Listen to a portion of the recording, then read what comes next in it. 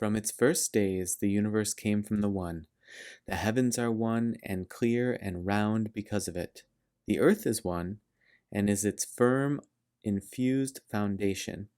The spirit force is one with all it brings into being. The valley is a oneness, and so it flows and renews all things. Everything is one. Every living thing is one and alive.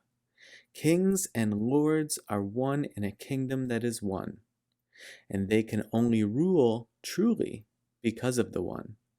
If heaven wasn't clear, then the sky would fall down. If the earth cannot be peaceful, it will tear itself apart. If the Spirit cannot bless, then no one will believe in it.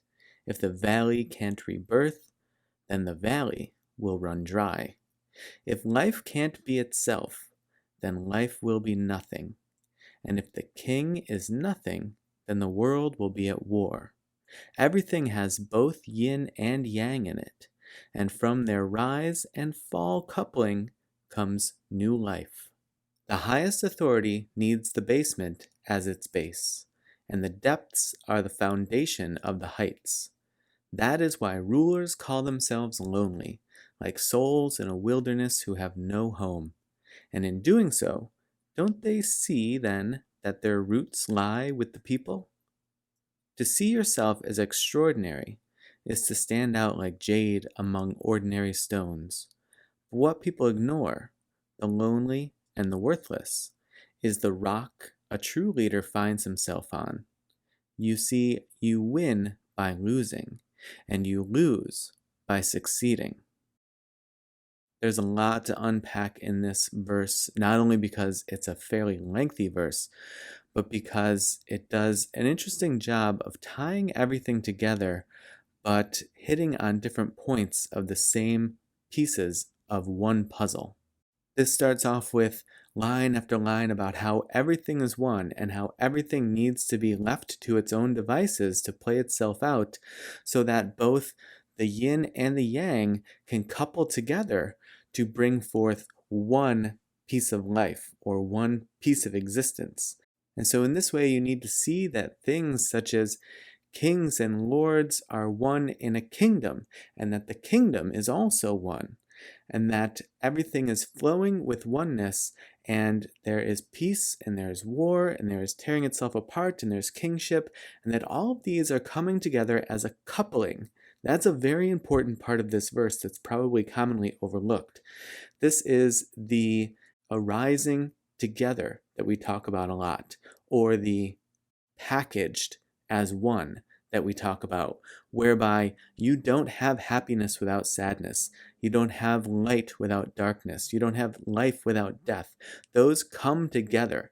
Because they are opposites, you can know one from the other, but also the reality is one does not exist without the other. And so in this way, they come as one package, or they are coupled together, as it says in this verse. And the sooner that we can realize that, the sooner that we can let all of life play itself out, and therefore it will continuously go through this pattern of birth and nothingness and life and silence. And that is the way in which the world renews itself and brings new life forth.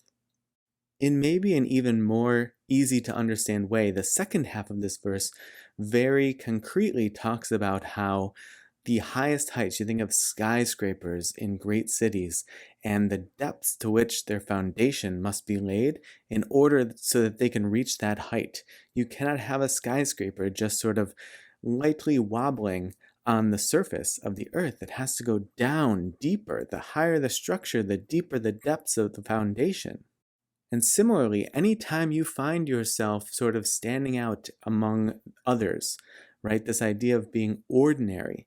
You know ordinary because you know extraordinary. And so if you are seeing yourself as extraordinary, you are then implicitly seeing others as ordinary. You would need them to be ordinary in order for you to be extraordinary at all, and vice versa.